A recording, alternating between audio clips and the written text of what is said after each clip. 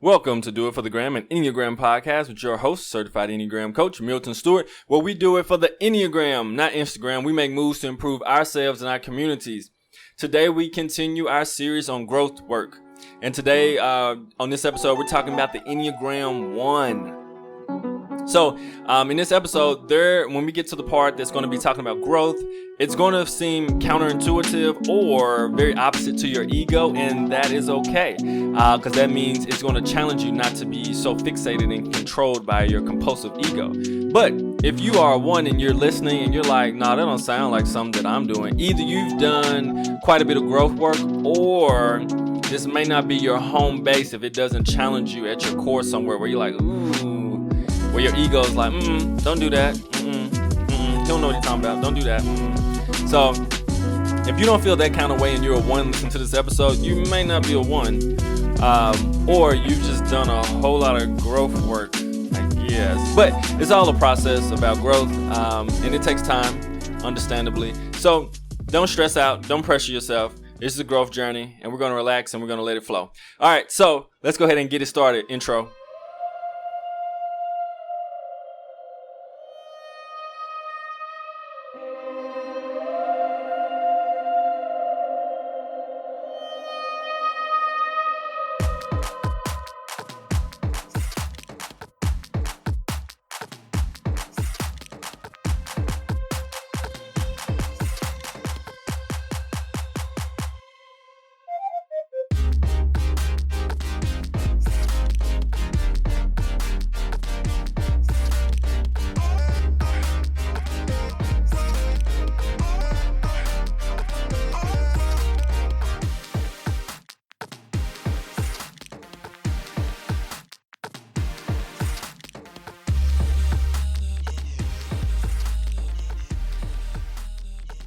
All right, so today we're working with the Enneagram Type 1. Much of the information today is going to come from Ginger's book, The Art of Typing. Ginger is my Enneagram teacher who teaches me.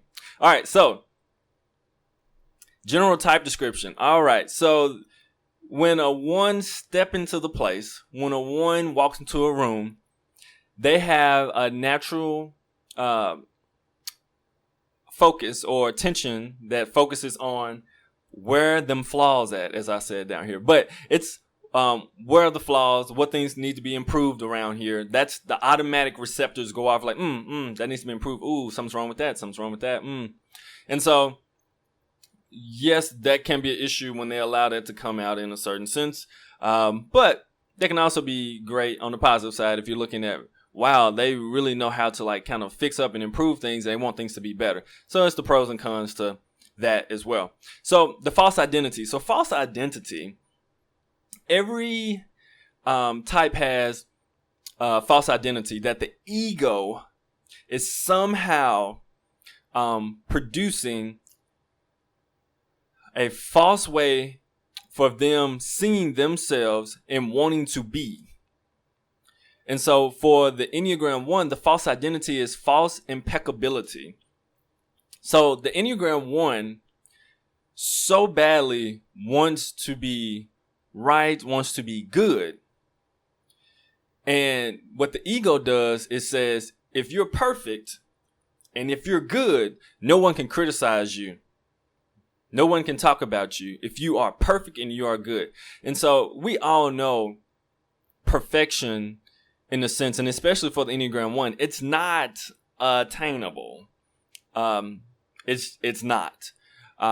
We can work to make things constantly and consistently better, but obtaining perfection is not possible. But inside of the one's head, the inner critic, and inside of them, there's this compulsion to want to be perfect and good and impeccable, where I have no flaws and I don't have any problems because I'm doing everything right and correct. And so that's a false way of looking at, the way that their ego pushes out this false identity of them wanting to be that. Because real perfection is understanding that everything is okay as it is and it's unfolding as it should be, which is hard for Enneagram 1 because it's like there's so many issues and so many flaws. But yep, things are where they should be and things are happening like they should. You know, and it's not a matter of you having to perfect everything. So I'm going to keep going on because I can go deeper into that, but that is something that I'll have to talk about on a much deeper episode because it's really deep. Worldview. The world is in. So here's the worldview for the Enneagram 1. The world is imperfect. I must correct this.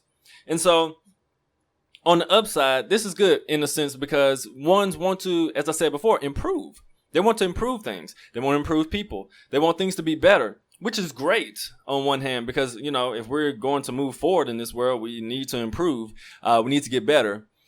The downside of that is that feeling that you must correct it and automatically assuming the world is imperfect makes you believe that you know what perfect is and you have the standard rubric for perfect, which is an ego idea that has been attached to the 1.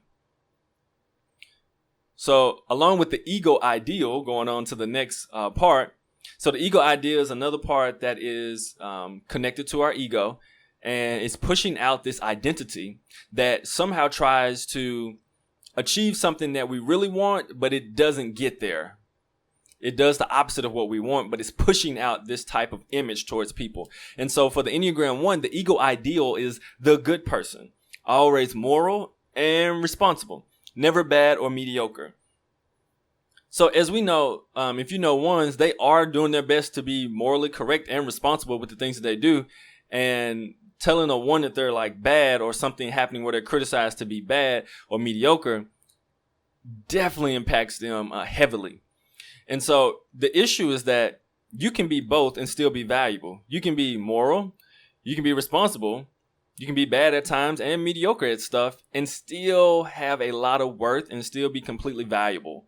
And so that's the tricky part when we, especially with the 1, where you see yourself completely as one way, or your ego is trying to tell you to show yourself and be like this one way, but you have all these, but you are juxtaposed to something that is a part of you. You just don't consider it a part of you because it bothers your ego. All right, so the unmet longing for the 1 is to experience a tranquil life, accepting the world as it is. Here's the part about it. So our ego is doing something so crazy, right? It is compulsively telling us to do something to obtain something that we want, but it's making us go about it the wrong way because it's so compulsive. And until we understand and become aware that it's doing what it's doing, we are basically slaves to our ego.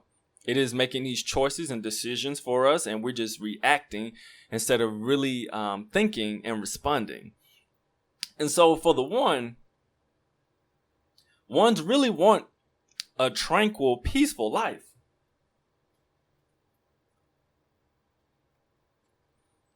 And they want to be able to accept the world as it is without having to be so fixated and so connected and so drained by always having to fix something. It is a lot. It's always something that needs to be fixed. They want to be okay and have serenity within this world and be like, things are as they should be. And I'm okay. Like, I definitely want things to be better, but everything doesn't have to be better. And I don't have to be the perfecter of everything because even my standards, they actually came externally to me. And now I have put them as a rubric internally, and now I gauge everything against them. But I don't have to do that. I can live in tranquility and peacefulness within this world without have to always fight to make everything better or feel like everything is wrong. Does your workplace stink because the culture sucks? Are you tired of tolerating people and wish you could all work together cohesively? Does the mere idea of going into work give you anxiety? If you said yes to any one of these, you should probably quit your job. But since you're not going to quit your job, you should contact Kaizen Careers. At Kaizen Careers, we are all about improving workplace performance. We use a unique tool called the Enneagram. The Enneagram helps individuals and organizations become more self-aware. That self-awareness lends into helping organizations with communication, conflict management, and leadership development, ultimately turning self-awareness into self-mastery and creating healthy workplace cultures so you can improve your services and bottom lines. Contact Kaizen Careers at KaizenCareers.com or Milton at KaizenCareers.com, or give us a call at 901-334-1644. And a lot of that unmet longing comes from them also internally wanting to experience tranquil life, not just outside of themselves, but inside of themselves. And it's not just accepting the world as it is, but it's accepting themselves as they are. And that includes the good, the bad, and the ugly. And being able to be okay with themselves and love themselves and know that you're still valuable, you're still worthwhile, even with everything that's not 100% excellent and perfect and you feel that's good within you. Also, next, thirst and avoidance. So each type has something that they thirst for and that they avoid at all costs. That ego is like, ooh, don't go there. It's like, oh, yes, please. And so for the thirst, the ones they're thirsty for perfection. They're thirsty for that excellence, that goal of things wanting to be perfect and just right and correct. That's what the ego for the Enneagram 1 thirsts for. It avoids mistakes. The ego for the Enneagram 1 avoids mistakes, tries to do it at all costs, because the ego of the 1, the inner critic, is basically saying when you make a mistake, people can criticize you, and that means you have flaws. If you have flaws, then that means you lack in value somewhere, which is not true, because we all make mistakes. And so the ego naturally wants to avoid mistakes, wants to cover up those things and say, no, I'm good. I'm doing everything right, so I didn't do any mistakes, so you can't, judge me or talk bad about me because of this and criticize me. So that is what the ego of the 1 is definitely avoiding. So the thought pattern. The thought pattern is a fixation. And the fixation for each type is something that they mentally are constantly going over and over in their heads. And for ones, it's resentment. And this is, oh my goodness, this is interesting, because whenever I type different Enneagram 1s, the word resentment comes up, and they're like, no, I'm not resentful. I don't really experience anger really that much. And I'm like, oh, okay, I know exactly, you're an Enneagram 1. And so Enneagram 1s actually experience typically anger quite frequently, but they don't naturally call it anger a lot of times, because anger is seen as something that a good person does not do or act upon, which goes along with the idea that anger is something that's bad, which is not. Anger can be used for good or bad. It's an emotion. But resentment. Their resentment actually comes from how everything just seems to be flawed. And so it's a constant resentment of anger and frustration going on within them. It's a constant, because it's a loop. It's almost like if your mind is constantly wanting perfection, but it just never can get there, because the Enneagram 1 standards, and the way that they will put it a lot of times, their standards are higher than most.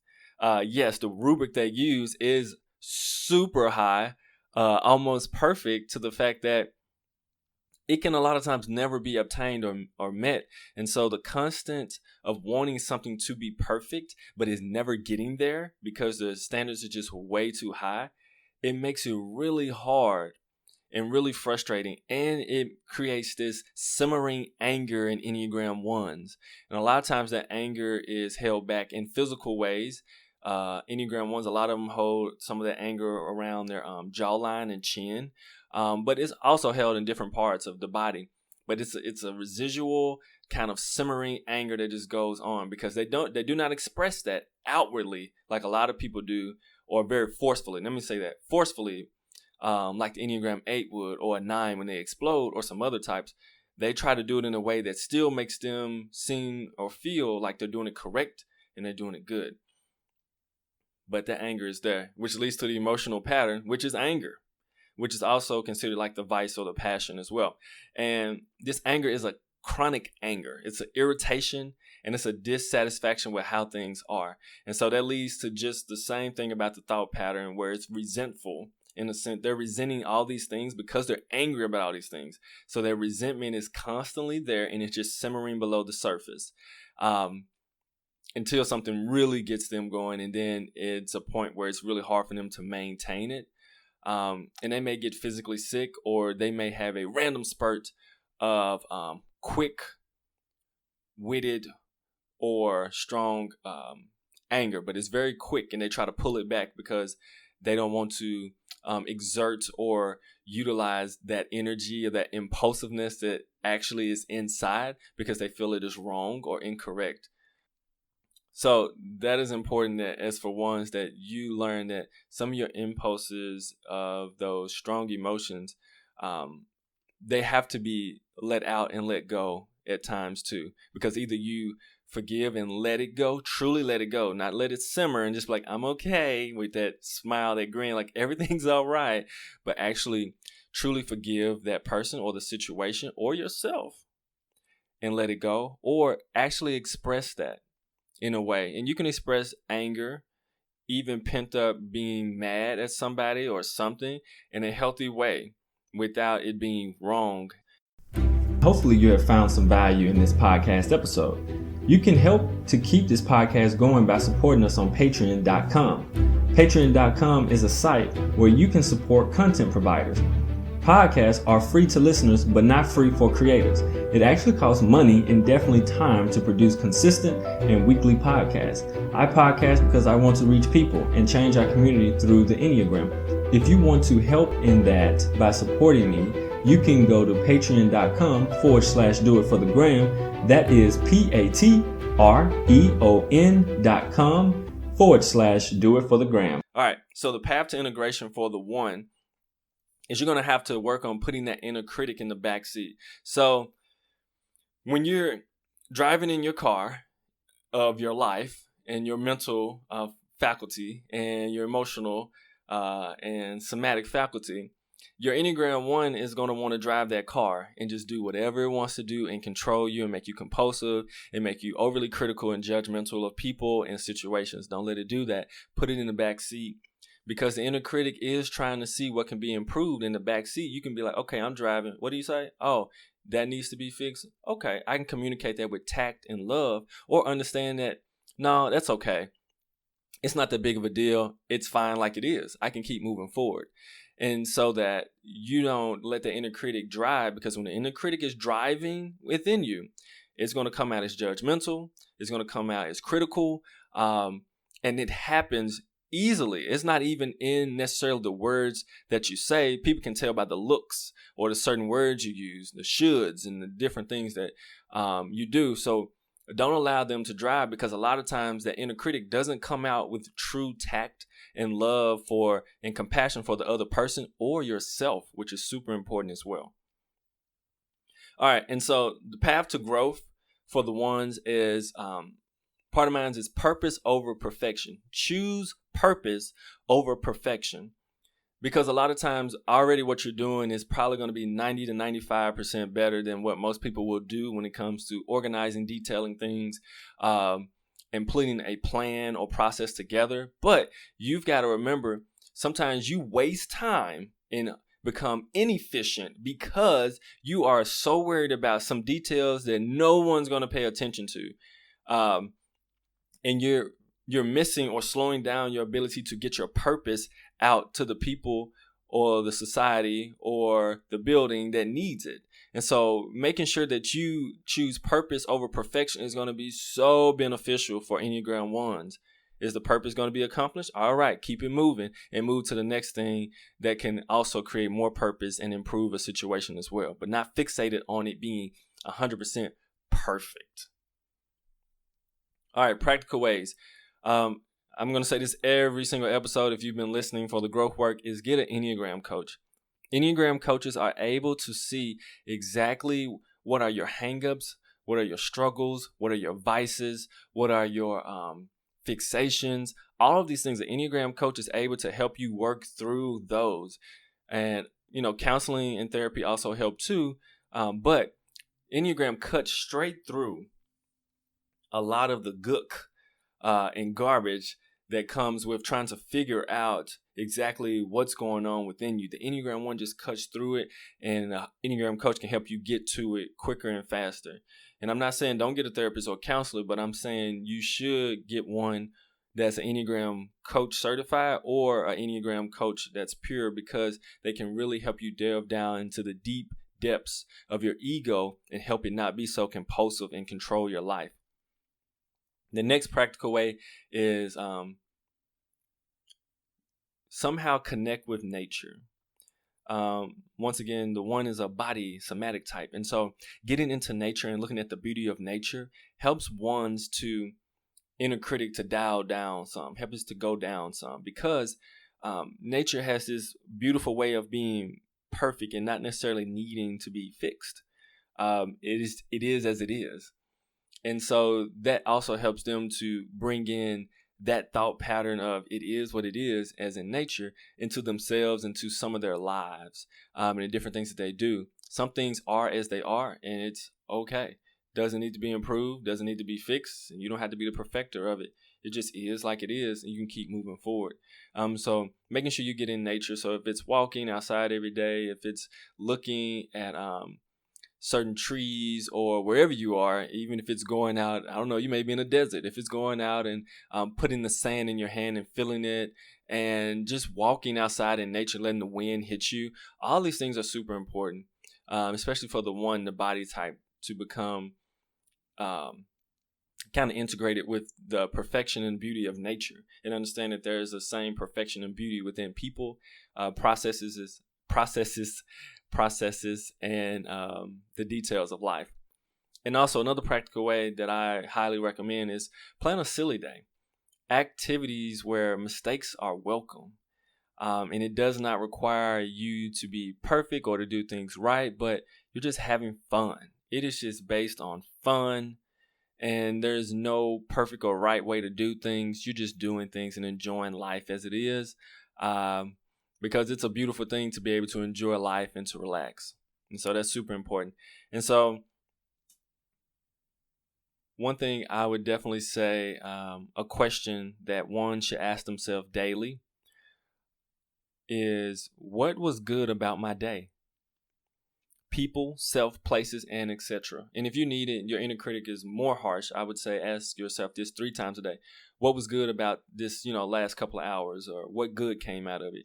And so that's going to help you to kind of combat that inner critic who wants to find the flaws in everything, where you are actually purposely finding the good in everything. You're finding something that was good, something that was whole, something that was great in the situation or the day, either from people to self to places and etc. Finding something good, because there could be a whole lot of bad. Don't get me wrong. It could just be a really, really crappy day or crappy experience. But out of that, find something good, because there always is something good. And as a 7 who can rationalize anything for the positive, I promise you, there's something good in everything. Okay? All right. So that's all I have for this episode. Thank you so much for my Enneagram 1s who are listening. My heart really goes out to Enneagram 1s because of that inner critic, and then wanting to have things and want to do things right and really want to improve. And I think 1s have the ability to be misunderstood a lot of times too, because they can come off as judgmental or critical, but they really just want things to be better, and what's going on inside of them is so strong that it makes it really hard sometimes for them to pull back. So some of these things I talked about in this episode, please go back and start to work on them. I promise you it's going to help you. It's going to help you make you more whole, help dial down that inner critic so you can put them in the back seat, and help you to really have a more joyful and peaceful life, because 1s get stuff done, but how often are you truly joyful and happy? I think it's very important that you integrate that more often in your life, because you can get a lot of good things done and do a lot of things that are correct and right, but are you enjoying life as well? That's also very important. So thank you so much for listening. Please rate, subscribe, and share. That is rate, which helps others find the show. Subscribe so you can get the latest and greatest episodes, and share if you feel this information can benefit someone you know. If you need personal Enneagram life coaching or career coaching, I do that through my organization, Kaizen Careers Coaching and Consulting, LLC. I do virtual coaching as well, and over the phone coaching if that's something you are into. You can contact Kaizen at kaizencareers.com, Milton at kaizencareers.com, or 334-1644. Also, If you would like to be a patron supporter, like Isidore from Canada, Canada, you can go to patreon.com/doitforthegram. The Patreon community has more access to exclusive content, merchandise, and input on the podcast. I also love to put more things that are educational about each type so you can become a little bit more self-aware. As I grow in knowledge and I grow in the study of the Enneagram, I want to share with you some of the deeper things and more complex understanding to the Enneagram and your type. And I also want to give practical ways. As a 7, I love things that are practical. What can I do to actually improve myself? So I drop those things as I understand and I get them, and I am able to communicate with you a little bit more freely and just have more access to things. Also, and you help keep the podcast going. That's very important too. But if you are in Memphis, please add Enneagram 901 to your Instagram so you can catch some of the workshops, some of the classes, some of the fun things we do here, the meetups, the eat and meet, and all the different things, and so that we can build a community in Memphis around Enneagram so that we can actually improve our city. Last thing, you can go to doitforthegrampodcast.com and subscribe. You'll receive a free gift. It's a PDF of each number. You can also read some really good blog posts from different numbers on what it's like to be them. When a situation or a place or a person or a room makes the inner critic go, ooh, start getting revved up, and you want to become judgmental or critical, stop. Make a better decision and do it for the gram, the Enneagram, of course. And we'll see you next time. Thank you so much for listening. Bye.